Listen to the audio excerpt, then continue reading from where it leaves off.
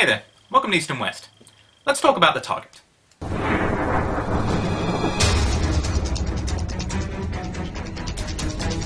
Released near the end of 2014 by CJ Entertainment, this movie is an action thriller that was also released at the Cannes Film Festival that year. The film is about an ex-mercenary who for some reason gets shot and left for dead. However, the doctor who's treating him gets brought into the fray when his wife is kidnapped and he's ordered to free the man he's been treating. Which means that both men have to go on a run to basically find out what exactly it is that's going on.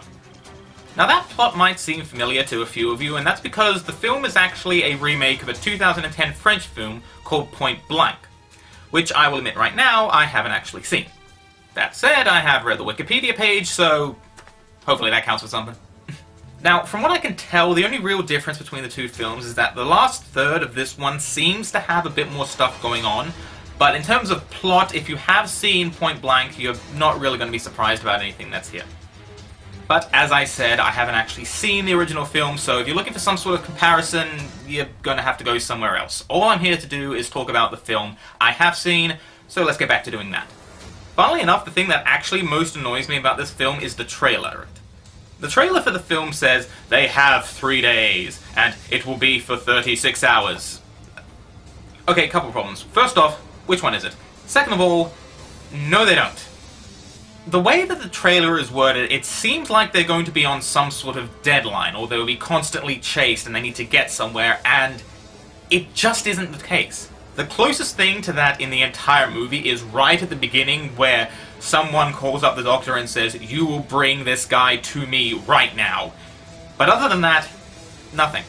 However, even if it did, it doesn't really help, because timing is not something this film does very well. There's a few scenes where it does switch from day to night, so I can get that, but otherwise, I don't know how long they're in a place, I don't know how long they've been on the run for, I basically know nothing about timing in this film. Personally, I put that down to the fact that the film is very, very choppy when it's editing, but I'll get to that in a bit more detail later on. Now, I will say that doesn't exactly make the film bad per se, but it is something that really irked me while I was watching it, so I figured I'd bring it up at some point. Now, what I find most interesting about this film is that it almost could be two separate movies. Now, I won't go into spoilers because I do actually recommend you go out and find this movie, but the turning point is a plot twist that happens basically right in the middle of the film. Now, if you have seen Point Blank, you're not going to be surprised here. The twist hasn't actually changed. But if you're someone like me who hasn't actually seen the original film, well, first of all, congratulations to the directors on this, because this particular scene, very well done. But here's the thing, after that happens, it changes the entire feel of the movie. And I don't mean in like a rewatching The Sixth Sense kind of change, I mean, it's a completely freaking different movie. Now, granted this might just be a me thing, but it just seems like everything from the tone, the motivations, the way the entire film just looks even, everything is just completely different in the second half of the film. It really almost feels like someone just took two similar short films and just kind of laid them end to end. Now let me just say one thing. It actually does sort of work. And I think that the main reason why it feels as different as it does is because the first half is a lot more focused on the doctor, while the second half is more focused on the mercenary. Now, it's not exactly like we have two different protagonists or that the film completely changes the point of view. It's just that each character seems to be a lot more central to the plot in each of their respective halves. And while the mercenary really isn't as interesting a character as the Doctor, he is a lot more integral to the plot, which means that the narrative is allowed to go into a lot more detail in the second half. And the reason I think this works is because, editing issues aside, it allows the movie to actually be paced very well. The story kind of peaks about halfway through the first half, and then it starts to go down, but when the story changes, it goes back up again, and I think the film is very effective because of that. In the first half, it focuses a lot more on the intrigue and the mystery, and in the second half, it focuses a lot more on the conflict and the action side of things. Now, for me, I think the second half does its job a little bit better than the first half, but it's still a fascinating story all the way through. Now, the acting in this film ranges from pretty good to exceptionally good, and for me, there's two particular standouts. One of them is a character that I really don't want to go into detail about because it's kind of spoilerish, but it's a character played by the actor Jin Gu, and he's absolutely amazing in this role. I'll leave it at that. and the other one is the character of the Doctor, played by Lee Jin-wook. What I like about this character is that he is a legitimate everyman. Alright, he's not strong, he's not a fighter, he's just an unfortunate guy who gets mixed up in something a lot bigger than himself. But at the same time, he's not useless. He does have moments where he's legitimately awesome. And it makes it even better is that he's doing it against people that do actually know what they're doing. Essentially, he's the right type of desperate you want in a character. Now, the other characters are still pretty good.